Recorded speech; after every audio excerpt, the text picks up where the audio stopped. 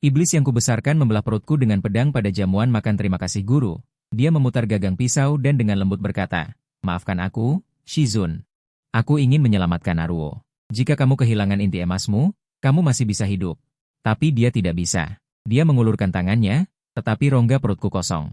Saat itu, dia menjadi gila, dan inti emas saya sudah saya berikan kepadanya. Aku tersenyum pahit, "Kau mengecewakanku." Iblis wanita itu tiba-tiba menyadari. Matanya membelalak kaget, aku jatuh dengan keras ke tanah dalam kegelapan. Sebuah suara sangat pelan terdengar, "Selamat, tugas sistem transmisi telah tercapai." Namun, suara itu tiba-tiba terputus, "Peringatan. Host, sepertinya penjahatnya sudah gila. Aku mati. Aku hidup kembali. Sebelum tugasku selesai dan aku akan pensiun dengan gemilang."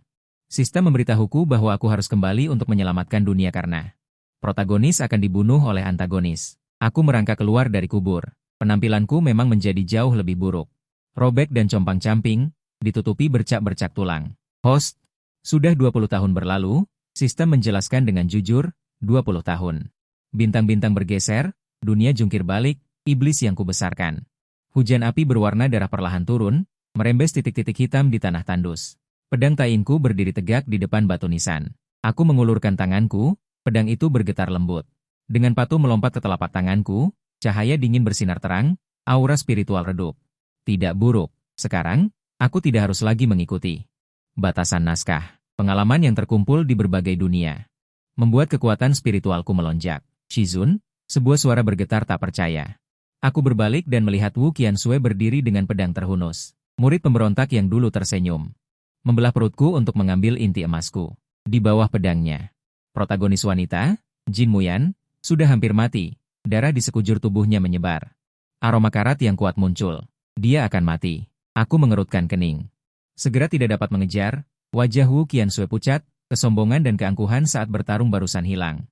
Matanya merah, menatapku dengan tegang dan jijik, dia tiba-tiba menoleh.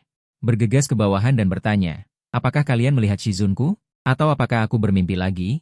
Kalian juga bisa melihatnya, kan?" "Benar kan?" Suaranya bergetar tak karuan, sama sekali tidak seperti dulu.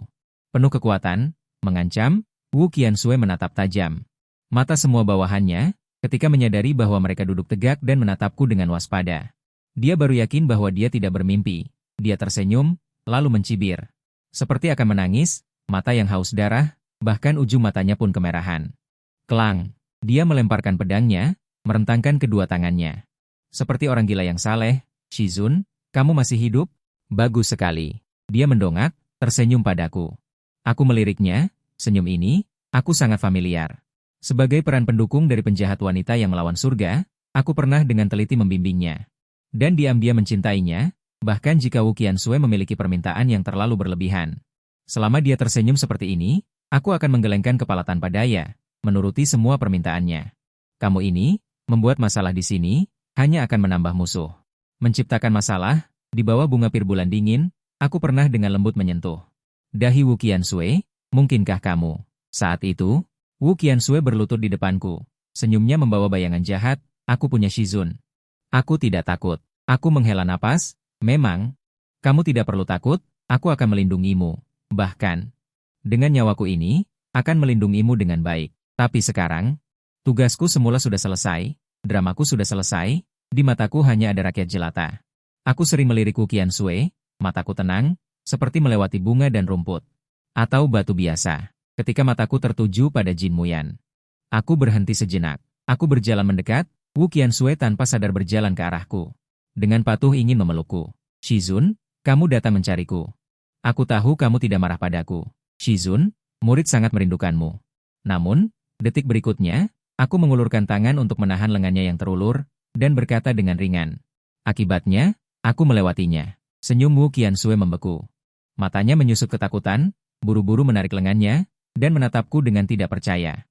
Berjongkok di depan Jin Muyan, jari-jarinya gemetar, suaranya lemah. "Shizun, apa yang sedang kamu lakukan?" Dia tiba-tiba berlutut. Menyeret beberapa langkah, rok hitamnya jatuh dengan berat ke dalam lumpur. Dia merangkak dengan malu ke sisiku. Memegang tanganku, lalu memaksakan senyum. "Shizun, aku di sini, murid di sini." Kondisi Jin Muyan sangat buruk. Jika hanya memasukkan energi spiritual, aku khawatir sudah terlambat untuk menyelamatkan hidupnya. Aku mengerutkan kening. membuka kerahnya dan melihat lebih dekat luka di lehernya. Wu Qianshui bergoyang. Melihat telapak tanganku menempel di kulit Jin Muyan, dia seolah-olah memasuki mimpi aneh dan menyakitkan. Dia menopang kewarasannya yang goyah dan dengan paksa tersenyum. Shizun, kamu tidak perlu membunuhnya untukku. Anda harus menjaga tubuhmu dengan baik. Jangan khawatir. Murid sekarang menjadi lebih kuat. Aku bisa melakukan pekerjaan kotor seperti membunuhnya. Dia tampak tak berdaya dan napasnya menjadi lebih berat. Energi hitam berputar-putar, dia sudah sangat kerasukan iblis. Aku tidak bisa melihatnya. Aku mengulurkan tangan dan memadatkan energi spiritual. Tepat ketika aku hendak menyembuhkan Jin Muyan, pergelangan tanganku ditarik dengan keras. Orang itu keras kepala dan menarikku dengan kuat. Akhirnya aku menoleh. Wu Qianshui jatuh ke tanah. Matanya dipenuhi amarah, ketidakpercayaan, dan kebencian yang ekstrim. Dia berusaha keras untuk tersenyum padaku dan memohon. Shizun, mengapa kamu selalu melihatnya? Bukankah kamu menyukaiku? Aku tidak dengan tulus ingin membunuhmu. Maafkan aku sekali lagi. Jangan marah padaku lagi. Wu Qianshui menatapku. Senyumnya bahkan mengandung sedikit manja yang polos, tapi tatapanku tidak tertuju padanya, melainkan pada ujung rambutnya. Wu Qianshui menyanggul rambutnya dengan jepit rambut giok putih polos, warna gioknya hangat dan halus, adalah barang spiritual kelas atas. Itu adalah sesuatu yang kuberikan padanya. Dia adalah keturunan ras iblis, terlahir dengan aura darah. Karena dia dibenci oleh orang lain, aku memberinya banyak barang berharga untuk melindungi diri. Dan yang ini, meskipun itu adalah bahan pelatihan berharga yang diidam-idamkan orang lain, bagi Wu Qianshui saat itu tidak terlalu penting. Bahkan untuk menyanggul rambut pun dia merasa merepotkan, sungguh terlalu banyak kasih sayang dan barang berharga yang kuberikan padanya, sehingga dia menjadi terbiasa. Sangat menjengkelkan, tapi Wu Qianshui selalu pandai menyamar di hadapanku. Dia akan menerima hadiah itu sambil tersenyum. Lalu dengan santai dan tidak sabar menendangnya ke bawah tempat tidur. Hari itu, ketika aku pergi mengawasinya belajar, aku secara tidak sengaja melihat kilatan cahaya putih di kaki tempat tidur. Mengikuti alur cerita aslinya, aku harus berpura-pura terluka dan sedih, lalu bertanya. Jika kau tidak menginginkannya, kau bisa memberitahuku. Hanya saja. Meskipun jepit rambut ini biasa saja, di dalamnya tersembunyi pil huyang yang bisa menyelamatkan orang di saat-saat sekarat. Bagaimana bisa kau membuangnya begitu saja? Aku tidak memberitahunya berapa banyak tenaga yang kuhabiskan untuk membuat pil ini. Berapa banyak luka yang kuderita. Dalam cerita aslinya, guru karakter pendukung melakukan ini karena dia mencintai Wu Qianshui, tapi tidak pandai berbicara. Tidak ingin menyombongkan diri. Saat itu, Wu Qianshui memegang pergelangan tanganku dan tersenyum lagi. Dia dengan santai dan acuh tak acuh berkata dengan nada manja, Shizun, murid salah. Maafkan aku kali ini, aku tidak akan berani lagi lain kali. Tapi keesokan harinya, dia menyelinap keluar dari sekte untuk berburu binatang spiritual. Aku melihat dengan mata kepala sendiri jepit rambut giok putih itu dilemparkan lagi ke bagian terdalam laci. Wu Qianshui membuka mulutnya. Dia mengikuti tatapanku dan menyentuh jepit rambut di sanggulnya. Dia pikir aku melihat barang lama dan berubah pikiran. Senyumnya semakin lebar. Dia memiringkan kepalanya, seperti kucing yang bermanja-manja, dan perlahan mendekat. Seolah ingin dipuji, dia berkata, Shizun, kau lihat? Jepit rambut yang kau berikan padaku, selalu kubawa, selalu kujaga dengan baik. Dulu aku enggan memakainya, karena takut rusak saat bertarung. Sekarang aku memakainya, bukan karena pil huyang di dalamnya. Mana mungkin aku tega merusak hadiah yang kau berikan padaku? Apalagi sekarang, siapa di dunia ini yang bisa menyakitiku? Jemarinya perlahan-lahan tercemar busa. Mungkinkah kamu sudah menduga aku akan membawanya? Karena aku merasa, dengan begitu rasanya seperti Shizun sedang menyentuh kepalaku. Murid merindukanmu. Aku hampir gila karena merindukanmu. Aku mengulurkan tanganku padanya, Wu Qianshui tersenyum sinis. Bahkan sudut matanya terangkat. Dia segera menundukkan kepalanya dan mendekat. Menunggu sentuhan lembutku. Tapi, jariku tidak membelai rambutnya. Sebaliknya, dengan lembut aku melepaskan jepit rambut itu. Rambut hitamnya terurai. Jatuh ke jubah hitam kotor Wu Qianshui. Dia mendongak menatapku dengan bingung. Apakah kamu takut jepit giok itu pecah? Aku mematahkan jepit giok itu. Mengeluarkan pil kebangkitan dari dalamnya dan membuang pecahan gioknya begitu saja. Pupil matanya langsung menyusut. Dia tertegun di tempat. Setelah beberapa detik, dia buru-buru mencoba menghentikanku. Shizun, jangan. Aku tidak apa-apa. Aku tidak membutuhkan pil kebangkitan. Dia dengan cemas membuka jubahnya. Berlutut di tanah. Tangannya yang terawat itu tidak peduli dengan kotoran di tanah. Mengumpulkan pecahan jepit rambut ke dalam jubahnya. Tidak apa-apa, masih bisa diperbaiki. Dia menghibur dirinya sendiri, menyentuh retakan pada jepit rambut itu, dan berbisik. Shizun, apakah Anda menghukum saya? Saya mengakuinya. Selama Anda bisa memaafkan saya, Apapun yang Anda lakukan pada saya, memukul saya juga tidak apa-apa. Memarahi saya, menghukum saya semua mengakuinya. Tetapi, detik berikutnya, kata-katanya tiba-tiba terhenti. Dia menatap tanganku dengan tajam. Karena aku benar-benar memberi makan pil kebangkitan yang kuberikan padanya ke mulut musuh bebuyutannya. Wu Qiansui berlutut di tengah hujan darah, menegakkan tubuh, seolah-olah sebilah pisau telah menusuk perutnya. Menusuk dalam-dalam dan mengaduk-aduk organ dalamnya dengan menyakitkan. Ekspresinya kosong. Seluruh tubuhnya gemetar tak terkendali. Pil kebangkitan benar-benar sangat baik. Setelah beberapa saat Jin Muyan mengapung turun. Terbatuk darah menggumpal, terengah-engah, dan tiba-tiba membuka matanya. Mata itu hitam, cerah, dan murni. Setelah sadar, dia menggertakkan gigi dan menahan sakit untuk bangkit. Sambil meraba-raba pedangnya sendiri, dia ingin mendorongku menjauh. Gongzi, hati-hati. Iblis itu belum dienyahkan, kau bersembunyi di belakangku, di tengah hujan malam yang gelap. Dia menyentuh lenganku yang bertulang putih. Dia terkejut dan hendak menatapku. Di belakang kami, Wu Qiansui justru berdiri saat ini. Dia menatap kami berdua. Dia bergetar dan mengeluarkan suara. Dia mengangkat kepalanya. Tawa dingin semakin keras, lalu histeris dan berteriak dengan kejam. Pedang berat 10.000 jun, badan pedangnya hitam legam. Corak merah merajalela, terbang dari tanah seperti hantu. Dia menggenggam erat pedangnya. Seolah mencabik-cabik rantai, binatang buas yang mengamuk, angin dan hujan bertambah dahsyat. Dia memelototi Jin Muyan. Seperti memandang semut, dia berkata dengan ringan, ternyata begitu. Energi iblis berangsur-angsur mengumpul. Kau melakukan sesuatu pada Shizun. Kau memberinya obat. Atau menggunakan cermin pantul, membuatnya berbalik melawan aku mengerutkan kening. Energi iblis yang dingin itu sama sekali bukan sesuatu yang bisa dia miliki setelah 20 tahun seperti di novel aslinya. Kekuatannya lebih menakutkan daripada peringatan sederhana dari sistem. Dengan tebasan pedang ini. Jangan katakan Jin Muyan, bahkan aku di masa jayaku dulu pun, mungkin harus berjuang keras. Wu Qiansui mengangkat alisnya tanpa ekspresi. Matanya menunjukkan senyum jahat, suaranya sedingin es. Kau ini apa? Berani-beraninya menyentuh Shizunku? Awalnya aku ingin memberimu tubuh yang utuh. Sepertinya aku harus menghancurkan tulang belulangmu dan memusnahkan jiwamu. Dia menggenggam gagang pedang.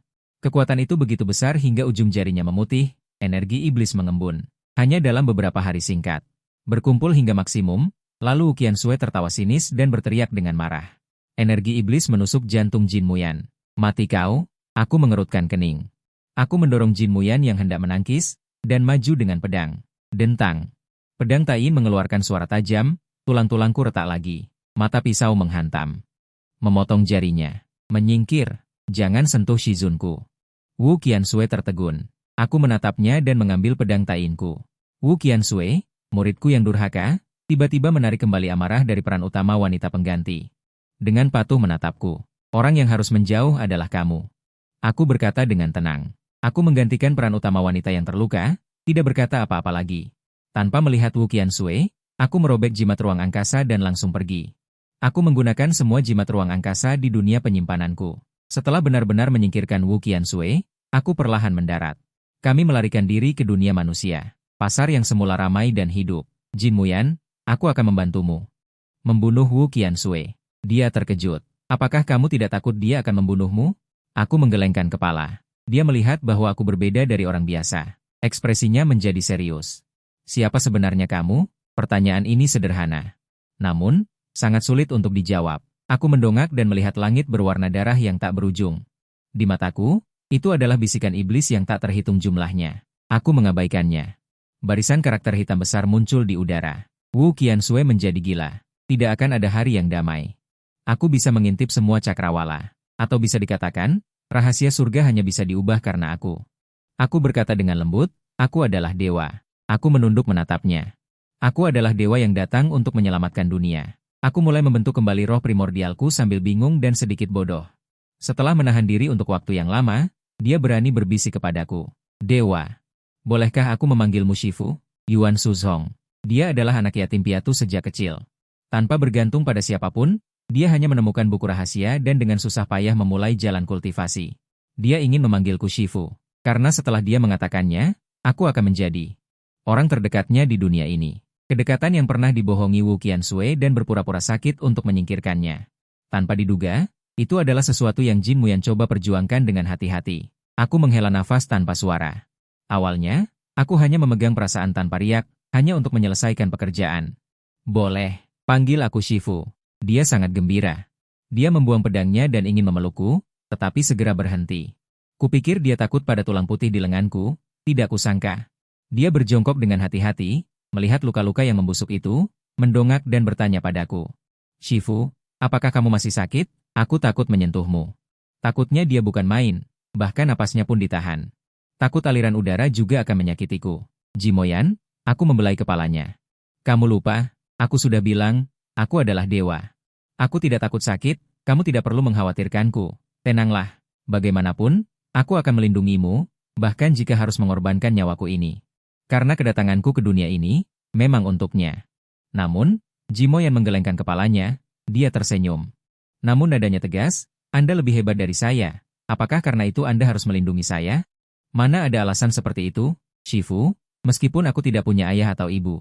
Tetapi aku juga tahu, ketulusan dibalas dengan ketulusan. Dia menggenggam tanganku. Matanya jernih, tulus, Anda melindungiku. Aku juga akan melindungi Anda. Aku pasti akan berlatih dengan giat, cepat atau lambat. Tidak akan menjadi beban bagi Anda. Aku menghela napas. Dia dan Wu Qiansui benar-benar berbeda. Jimo yang melihatku terdiam, salah mengira aku tidak percaya padanya. Dia tersenyum malu. Maaf, Shifu, aku terlalu bodoh. Dia mengepalkan tinjunya. Dengan nada rendah berkata, aku terlalu bodoh, bagaimanapun caranya tidak bisa mengalahkan wanita iblis itu. Seandainya aku bisa berlatih lebih cepat. Dia tersenyum pahit, menundukkan kepalanya dalam-dalam. Akhir-akhir ini, selain berlatih, kami juga membantu orang-orang di mana-mana, tetapi pedang tainku, sekalipun sangat hebat, tidak bisa menyelamatkan semua orang di dunia sekaligus. Berapa kali Jimoyan dan aku datang terlambat, melihat desa yang dipenuhi ratapan. Dia tidak pernah menunjukkan kesedihan di hadapanku, malah dengan kuat menyemangatiku, tetapi dia lupa. Aku berkultivasi di atasnya. Aku mendengar keluhan kesedihannya di tengah malam. Dia masih terlalu muda, tetapi memikul beban yang terlalu berat. Jin Muyan, kamu sudah melakukan yang terbaik. Aku menyemangatinya dengan lembut, mengulurkan tangan untuk mengangkat kepalanya. Aku menghiburmu, kamu adalah pihak yang benar. Fondasi yang kokoh secara alami tidak sebaik menyentuh peningkatan kultivasi. Ketika Wu Qiansui menjadi muridku dulu, aku menghibur dengan tidak sabar dan sering mencuri waktu untuk bersantai. Bagaimana kamu bisa mengalahkannya? Jin Muyan mengangkat kepalanya dan bertanya dengan suara pelan. Benarkah? Aku menyentuh kepalanya dan memujinya dengan serius. Benar sekali. Kamu 10.000 kali lebih baik darinya. Hanya kamu yang pantas menjadi muridku. Tentu saja. Semoga jatuh dalam keadaan diam dan bergerak sedikit, kekuatannya lemah, seperti angin malam yang melewati wajahku. Seolah-olah seseorang dengan hati-hati menyentuh perisaimu lapis demi lapis. Penglihatan tajamku. Itu Wu Qiansui. Dia berdiri sendirian di angin malam, menderita dengan mengerikan. Seolah-olah dia kedinginan. Tepat saat mata kami bertemu, dia melarikan diri. Malunya seperti serigala liar yang kehilangan rumah. Aku tidak tahu apa yang terjadi pada Wu Qiansui.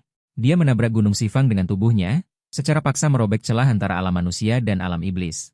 Alam manusia, sedikit didansi. Setelah mendengar berita itu, aku menggosok alisku dengan berat. Aku harus mempercepat larangan. Jika terlambat, dunia ini akan dihancurkan oleh Wu Qiansui. Pemulihan asliku sangat lambat. Aku memutuskan untuk kembali ke kamar dulu dan menggunakan ramuan obatku sebelumnya. Untuk memperkuat tubuh fisikku. Selain itu, mengapa Wu Qiansui begitu cepat menjadi iblis? Apakah ada pengungkapan yang membuatnya memutarbalikkan garis dunia? Aku juga ingin mengambil kesempatan ini. Untuk menyelidiki semuanya satu persatu. Aku buru-buru memberi Jin Muyan surat dan pergi ke kamar.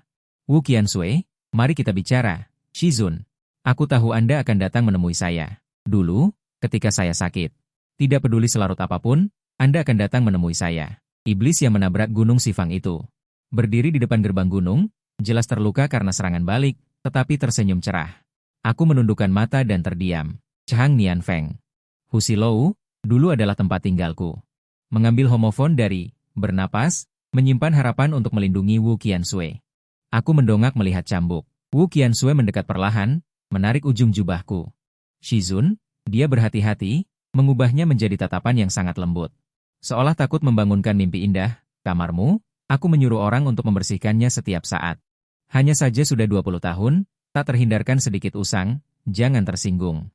Aku condong padanya. Dulu, ketika dia menjadi muridku, dia sangat nakal. Ketika aku mendisiplinkannya terlalu keras dan membuatnya kesal, dia akan diam-diam di belakangku. Cemberut, seolah belum makan. Sekarang, dia jelas sudah mendominasi klan iblis. Di depanku, Dia hormat dan patuh seperti api yang menyala-nyala, ditekan paksa di bawah lapisan es. Aku selalu merasa ada bahaya yang tak terkatakan. Aku menundukkan mata. Melangkah ke dalam gedung, tetapi langkahku berhenti lagi. 4 dinding putih. Di dalam dinding tergantung penuh potret diriku, bercampur dengan energi iblis. Setiap wajah tersenyum, dengan makna tersembunyi di mata, menatap kami. Jelas itu aku, tapi bukan aku. Di ranjang. Jubahku menumpuk seperti gunung. Sekilas, terlihat seperti tumpukan rumah. Wu Qianshui mengejarku, napasnya panas. Shizun. Dulu kau menyalahkanku karena malas dan tidak mau datang ke Danau Barat untuk menerima ajaranmu. Dalam 20 tahun terakhir, aku menyesal. Ketika murid tidak bisa tidur. Akan datang, memeluk pakaian lamamu, mencium aromamu. Baru bisa tertidur. Dia merengek seperti dulu ketika tidak mau berlatih. Lalu menunjukkan hanya setengah dari tangan yang terluka padaku. Hari itu, air mata Shizun menetes di antara ibu jari dan telunjukku. Dia akhirnya menyebutkan. Eksperimen melempar inti emas. Dia menyentuh punggung tangan kanannya. Aku baru melihat. Ada bekas luka di punggung tangannya. Shizun, aku sangat berharap kalian membenciku. Berubah menjadi hantu ganas untuk menuntut nyawaku. Setidaknya aku bisa bertemu Anda lagi. Tapi aku tidak pernah bermimpi tentangnya. Suatu malam. Kepalaku sakitnya tak tertahankan. Aku tidak bisa tidur nyenyak, dan mulut harimauku terasa sakit yang menusuk. Tiba-tiba aku teringat air mata Anda menetes di sana, seperti ada bekas luka bakar yang membara. Merembes ke telapak tanganku, terasa asam dan panas, saat itu. Aku sangat merindukanmu hingga menjadi gila. Aku benar-benar mengira kamu meninggalkanku sesuatu. Aku mengambil belati dan menusuk mulut harimauku, menggali ke dalamnya. Tapi tidak ada apa-apa, tapi aku selalu merasa air mata Anda masih membakarku.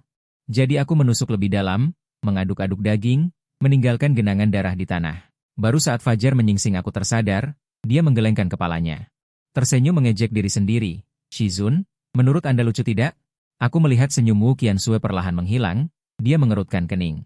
Menggelengkan kepala, jangan menatapku seperti itu, oke? Dia merangkul bahuku, seolah dengan begitu aku bisa pulih seperti semula. Mata merahnya memohon padaku, jangan menatapku seperti itu. Seolah-olah aku hanyalah benda yang tidak penting, seolah-olah kita bukan orang dari dunia yang sama, kita memang bukan orang dari dunia yang sama. Aku berbicara dengan makna ganda, cinta lembut di bawah pohon pir di bawah terik matahari tak terbatas. Hanya ketenangan yang sangat kejam. Aku berbalik, tidak lagi mempedulikan Wu Qianshui di belakangku. Cermin ditarik terbuka, lemari kecil untuk menyimpan pil, tatapanku menjadi berat. Pil pemutus tubuh hilang, aku menoleh untuk melihat Wu Qianshui. Ekspresi bersalah muncul di wajahnya. Dia tertawa paksa, Shizun, sedang mencari apa?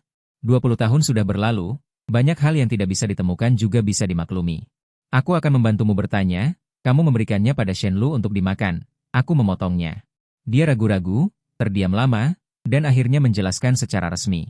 Shizun, jangan salah paham, meskipun aku mencuri pilmu.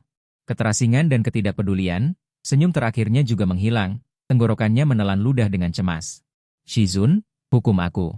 Aku akan enyah dari sisinya. Harta karun alami, obat-obatan abadi terkenal, rebut kembali dengan cepat untukku. Wu Qianshui mengangguk. Sebelum kata, baik, terucap, tiba-tiba seseorang berteriak dari luar gedung. Yang mulia, Tuan Muda Shenruo sakit lagi. Anda pergilah menemuinya. Diam. Wu Qianshui meraung dengan sendirinya, menekan suara itu. Kemudian menyadari bahwa, dengan cara ini, itu justru membuatku lebih cepat menyadari kebenaran. Dia belum mengusir Shenruo. Wu Qianshui membeku di tempat. Dia membuka mulutnya. Suaranya lemah, Wu Qianshui berhenti sejenak, berkata dengan lembut. Ya, Shizun benar saat memarahi. Jangan marah. Aku akan pergi ke brankas sekarang dan mengambil semua yang kau inginkan. Dia buru-buru ingin pergi. Saat membelakangiku, wajahnya muram dan marah. Sepertinya hari ini ada yang merusak panggungnya, membuatnya sangat tidak senang. Napas di bawah hiruk-pikuk, bawahan Wu Qianshui dengan cepat membawa peti-peti harta karun. Membawanya masuk dan meletakkan ramuan dan obat-obatan abadi terkenal di depanku. Hanya saja, baru berjalan setengah jalan, mereka berhenti. Lantai bawah kembali sunyi. Setelah beberapa saat, suara orang yang sakit parah terdengar. Shenruo, memohon untuk bertemu dengan dewa. Aku mohon. Aku tidak bisa menahan tawa kecil. Aku memberi isyarat, dan semua gerbang pelayanan kebaikan terbuka bersamaan. Asap tipis melayang, sesosok tubuh berlutut di luar pintu, punggungnya tidak tegak. Bukankah dia Shenruo, dalam teks asli? Bagian dari penguasa iblis yang terjerat dengan Wu Qianshui. Begitu bertemu, dia menangis tak terkendali. Dewa, ampuni aku. Tanpa ramuan abadi untuk memperpanjang hidup, Shenruo akan mati. Mohon Anda berikan dengan sukarela. Aku menyipitkan mata dan menggunakan indera ilahiku untuk merebut. Auranya normal, jeruk mandarin dan pohon asalnya juga, bukan dia yang merusak garis dunia. Wajahku juga begitu, aku tidak tertarik lagi untuk bekerja sama dengan Shenruo memperpanjang drama adu domba. Tapi aku juga tidak ingin menjadi orang yang ringan dan tenang, dengan lapang dada memberikannya padanya. Wu Qianxue mencuri obatku, jadi dia harus mengembalikannya padaku. Adapun dia, kupikir Wu Qianxue tidak akan tega dia mati, pasti sudah ada rencana. Jadi, aku bertanya balik, Shenruo yang selalu berpura-pura lemah untuk membunuh semua orang, pertama kali menemui jalan buntu. Aku perlahan dan tidak terkejut, dua jari menyatu dengan stabil, dengan lembut mengusap sisi rambut.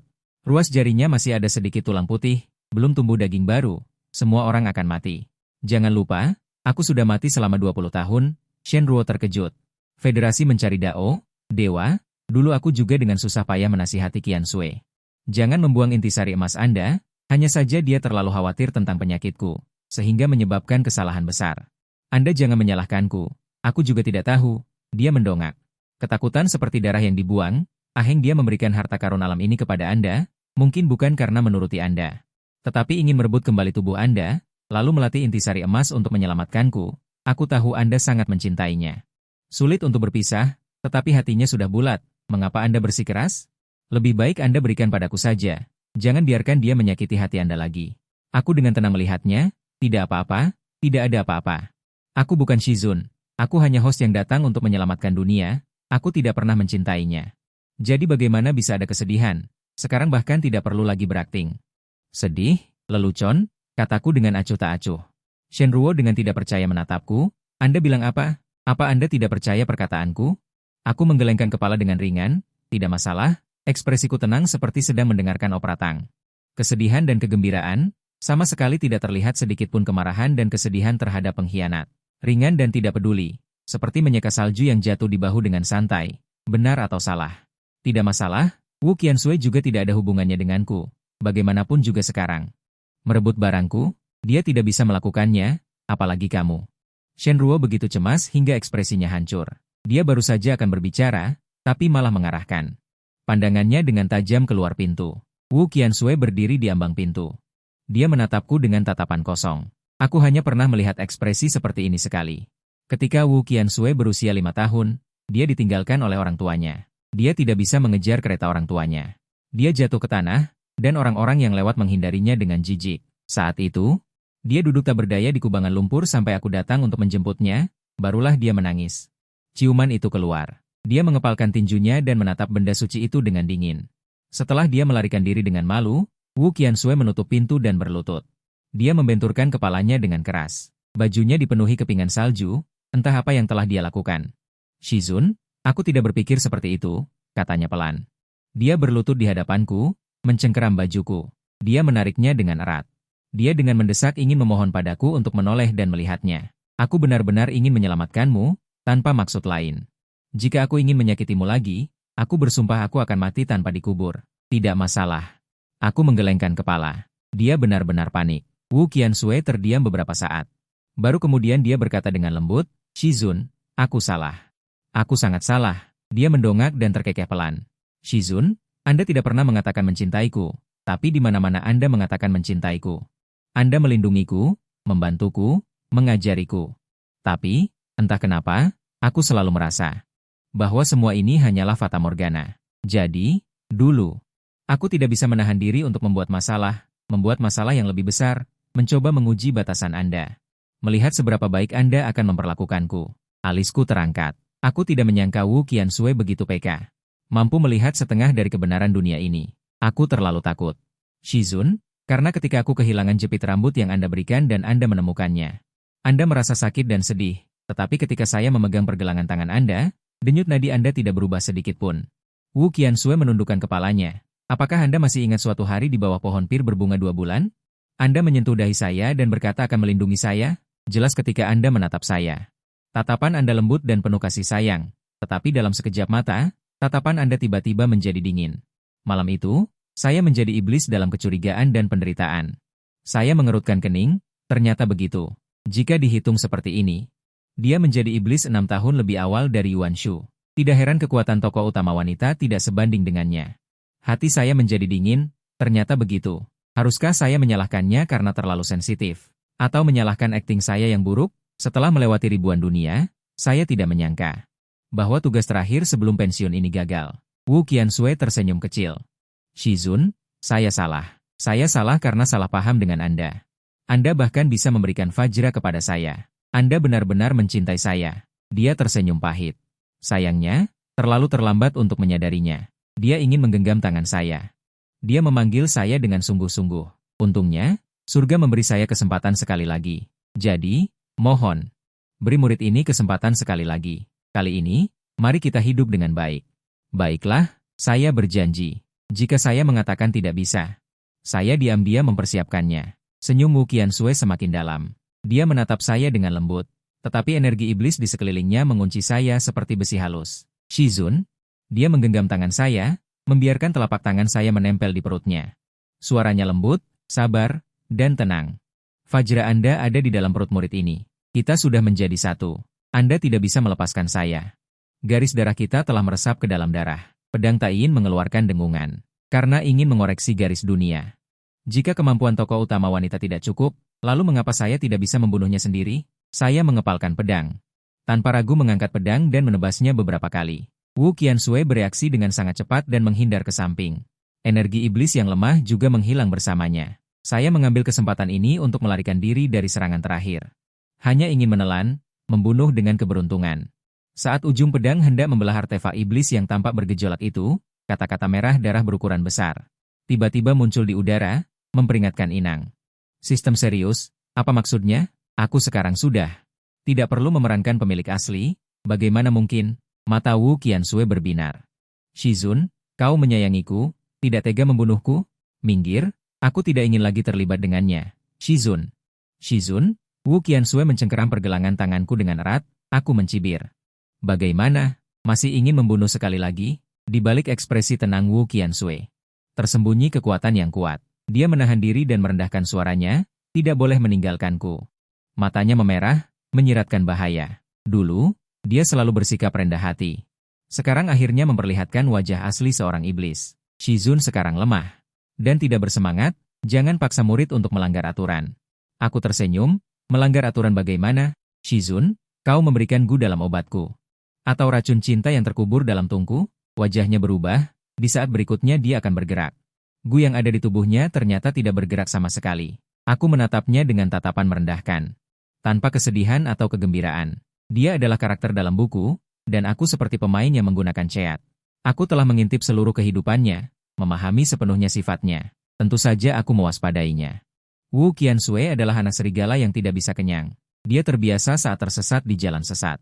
Berpura-pura menjadi anak anjing terlantar yang menyedihkan, menarik orang untuk menampungnya. Kemudian, di dalam kehangatan dan kenyamanan, dia akan mengunyah daging orang baik, dan dengan polos menjelaskan dengan idiom, sifat dasar sulit diubah. Gu dan racun tidak berguna bagimu. Jadi, dia sangat dingin. Giginya bergemeletuk. Dia mulai menangis terseduh-seduh, tampak sangat menyedihkan. Jadi, saat aku bertarung dengan Jin Muyan hari itu, kau tidak dikendalikan oleh metodenya? Tubuhnya menegang, karena getaran, mengeluarkan suara yang tajam.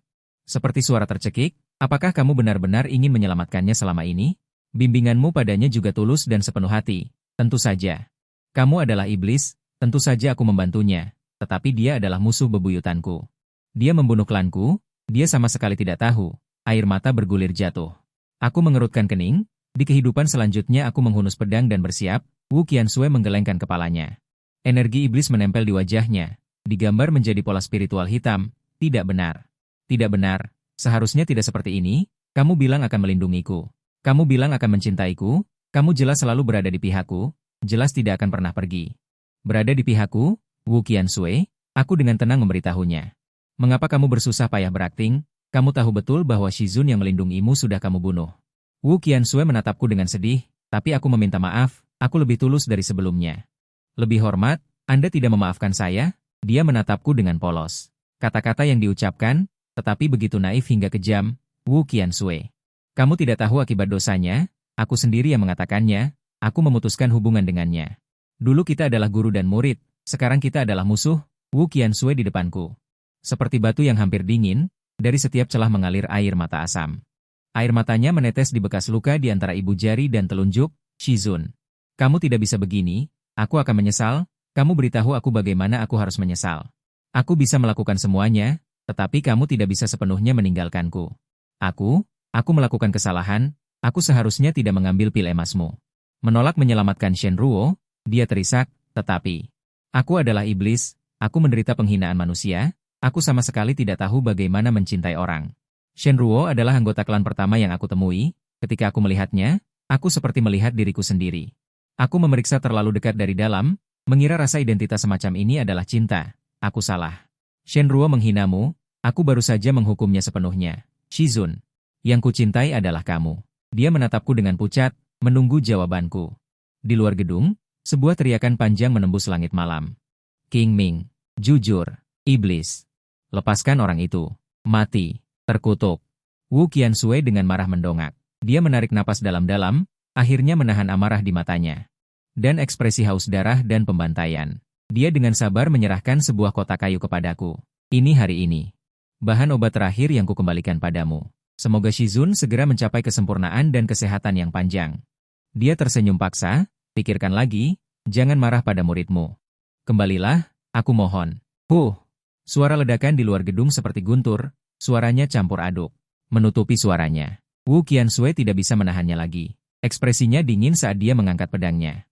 Menghadapku dan berkata kepadaku, Shizun, tunggu aku membunuhnya.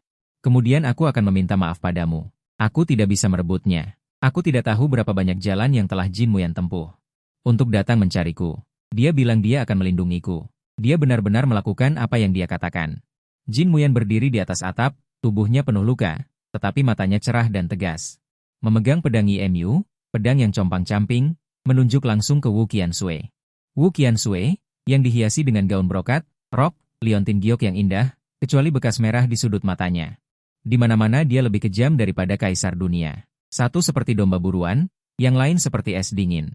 Aku punya firasat bahwa ini mungkin pertempuran terakhir mereka. Wu Qiansui menatap tanpa ekspresi ke arah Jin Muyan, mengepalkan tinjunya dan mengembunkan pedang kecil dengan energi iblis di udara. Pedang-pedang padat menghantam Jin Muyan.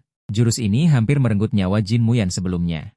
Sekarang, dia masih bisa menghindarinya dengan susah payah, hanya saja masih belum cukup. Wu Qiansui mempersembahkan pedang iblis Mirya Jun, dan langsung terlibat dengan Jin Muyan.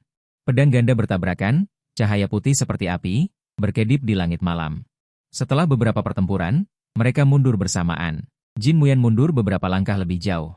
Wu Qiansui mencibir, tidak lebih dari itu, tetapi saat berikutnya, raut wajahnya berubah. Jin Muyan tadi ternyata bukan hanya mundur karena kelelahan, tetapi mengosongkan diri untuk mengubah ki sejatinya menjadi rantai, menjebak Wu Qiansui. Rantai itu menekan tubuh Wu Qiansui, membuatnya terengah-engah. Hatiku terkejut. Kemajuan kultivasi Jin Muyan dalam beberapa hari ini sangat cepat, hanya saja reaksi Wu Qiansui juga sangat cepat. Dia mengorbankan pedang beratnya, menusuk Jin Muyan dari udara. Jin Muyan sangat tajam, tanpa menghindar, menerima pedang ini dengan paksa. Juga untuk menekan serangan terakhirnya. Wu Qiansui ditekan di bawah ki sejati. Dia meraung. Terus-menerus menyerang Jin Muyan, mengayunkan pedang dan pedang yang diubah oleh energi iblis. Dia terus meraung. Kekuatan itu menakutkan, pita suaranya hampir robek, sakit dan putus asa. Membuat tenggorokannya berdarah. Dia menatap Jin Muyan dengan benci. Sialan Jin Muyan. Kau pantas mati. Aku mengerutkan kening. Pertempuran ini ternyata lebih seimbang dari yang kubayangkan. Penghindaran dan penangkisan Jin Muyan telah melambat. Pakaiannya bahkan terkoyak oleh senjata iblis. Senjata iblis Wu Qiansui terlalu kuat. Jin Muyan hampir tidak bisa menahannya. Jin Muyan, bunuh dia. Aku berteriak pada Jin Muyan. Kehidupan ini awalnya untuk membantunya menghilangkan energi iblis. Membersihkan altar suci. Tetapi Wu Qiansui juga mendengarnya. Dia yang ditekan di tanah. Tiba-tiba bergerak, seolah terkejut. Dia panik. Segera memutar kepalanya dengan paksa, sulit untuk dibayangkan. Semua saham dalam sejarah kasar. Menggosok bekas merah. Ini jelas merupakan fakta yang sangat jelas, tetapi dia tampaknya masih harus mengkonfirmasi ulang tanpa lelah. Ketika dia akhirnya melihat orang dan benda yang menyemangati Jin Muyan. Mata merah darahnya terbuka lebar, hampir pecah, meneteskan air mata. Dia yang terus berjuang tiba-tiba berhenti. Seolah-olah otot dan tulangnya yang berubah wujud semuanya telah dikendalikan. Dia tidak berteriak lagi. Jin Muyan dengan mata merah menusukkan pedangnya ke punggungnya. Menusuk ke dalam, membakar energi pedang, menembus jantung. Wu Qianxue meninggal tanpa suara. Raja Iblis telah dilenyapkan, dunia dalam kedamaian. Suara sistem terdengar, selamat kepada host, misi berhasil. Semoga masa pensiun Anda menyenangkan. Semuanya telah berakhir. Sampai jumpa, Jin Muyan. Dia menatapku dengan kosong. Shifu, dia sudah meninggal. Setelah aku mengangguk, dia akhirnya tidak bisa menahan diri dan berlari dengan kencang. Memelukku erat-erat. Shifu, Shifu. Terima kasih. Air mata panas dan keruh mengering. Namun membuat hatiku terasa sakit. Hanya saja, ada sesuatu yang tiba-tiba jatuh dari lengan bajuku. Aku melirik. Itu adalah kotak kayu. Tiba-tiba aku teringat, sepertinya ini adalah sesuatu yang diberikan Wu Qianxue kepadaku sebelum pertarungan melawan Jin Muyan.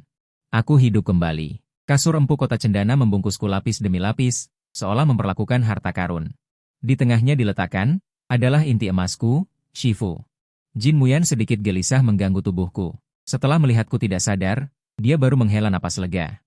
Aku menggelengkan kepala dan memberikan inti emas itu padanya. Sosokku perlahan menghilang. Prompt yang muncul dari sistem dengan lembut mengingatkan penghitung waktu mundur. Ambillah. Gunakan itu untuk menjaga kedamaian dunia. Terakhir kali aku mendongak, melihat dunia ini. Langit terbuka lebar, hujan darah berhenti, matahari terbit menembus langit. Besok akan menjadi hari yang cerah dan gemilang. Akhir ini sebagai misi terakhirku sebelum pensiun. Tidak ada yang lebih baik dari ini.